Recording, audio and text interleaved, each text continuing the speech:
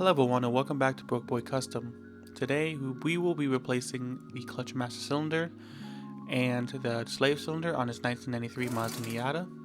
We'll be also replacing the hard line with a full braided line and replacing all the fluid with .4 brake fluid. Now I went over to Treasure Coast Miata and I got the whole system for about 150 bucks. If you're local to Florida, just give them a call. They usually have the parts in stock and they're a very reasonable price. They also ship outside of Florida. They have new and used parts, and I'm not sponsored by them, but I really enjoy their service. So let's get on to the repair. After we get the hood open, there's just going to be two 14mm bolts holding on the master cylinder. You don't need to worry about any linkage you got to take off. It's just two nuts holding the master cylinder on. Before you get the nuts off, make sure you crack open that hard line. If you're replacing the hard line like I am, you could just cut the hard line off. I ended up doing this later on, but I ended up struggling and buying new wrenches and stuff.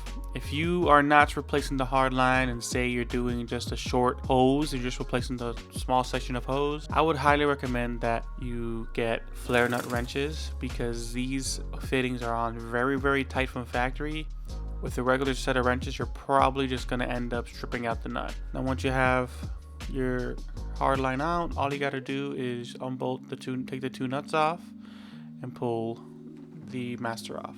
Now here you guys can see it was very black. I tried flushing it out, but to no avail. Now before you go on installing your master cylinder, all you got to do is bench bleed it. It makes bleeding it later on so much easier. If you bought the long hard line, all you got to do is attach it to the master cylinder and then take the other end and put it below the level of fluid in the cylinder. Take a Phillips head screwdriver, push in the end here with your screwdriver. Do it a few times, you'll see a lot of bubbles pop up, fluid go down, you might need to fill it up again. You want to make sure there's no air in the system.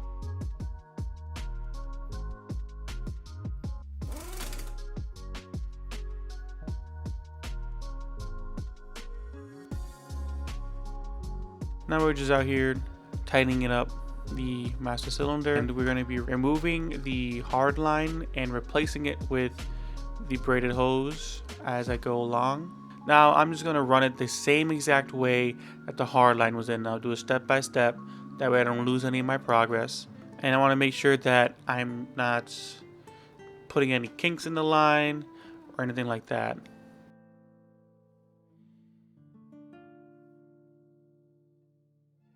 Now at this point, I got to the rubber hose section of the clutch line, and I just realized it's easier just to cut it. I'm replacing the whole thing, it's the full length. So I cut it, got it out of my way.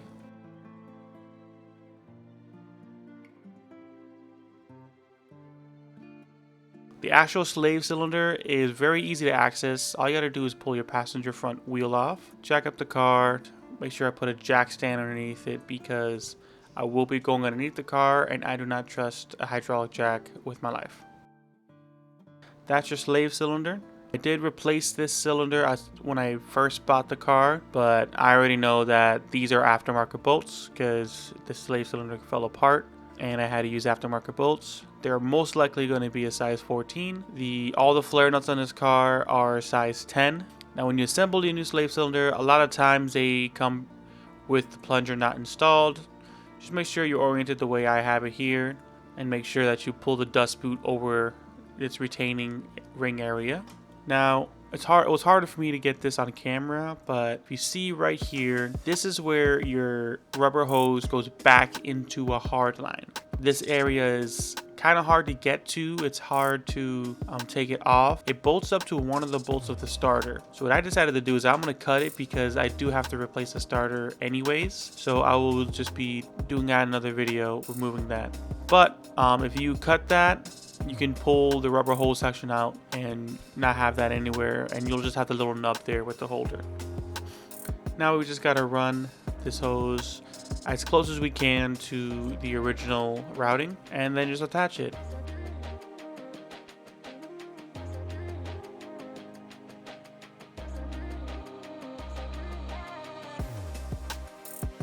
I have this little contraption here for bleeding. Spoiler alert, it ended up not working the way I wanted it to.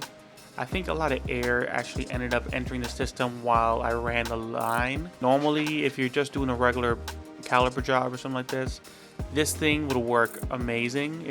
All it is a regular bottle that I found, and I just used some hose that I got from a master cylinder install. But you can get this kind of hose. A lot of fish tanks type stores will have this hose. All you got to do is crack the bleeder.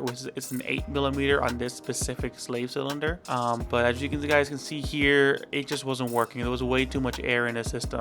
At that point, I realized I needed a friend, and I had no friends. But by the grace of McLovin, I ended up finding a neighbor to help me out with this. To respect my neighbor, I decided not to film this for their own privacy. The process is very simple. All you have to do is have your friend hold down the clutch and you open up the bleeder. And then you'll hear a lot of air come out, possibly some fluid.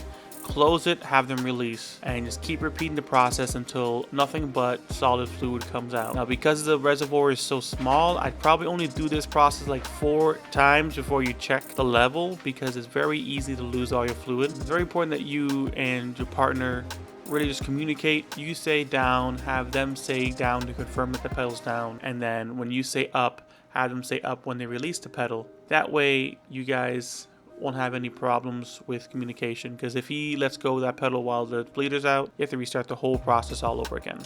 Once the pedal's out, you start feeling the pedal, and you'll see movement in the slave cylinder when they hit it. All you got to do is clean up, put your wheel back on, take the jack stand off, drop the car, check the level again, make sure the routing's still good, make sure you didn't leave any tools in your hood, because I do it all the time, and have yourself a nice day.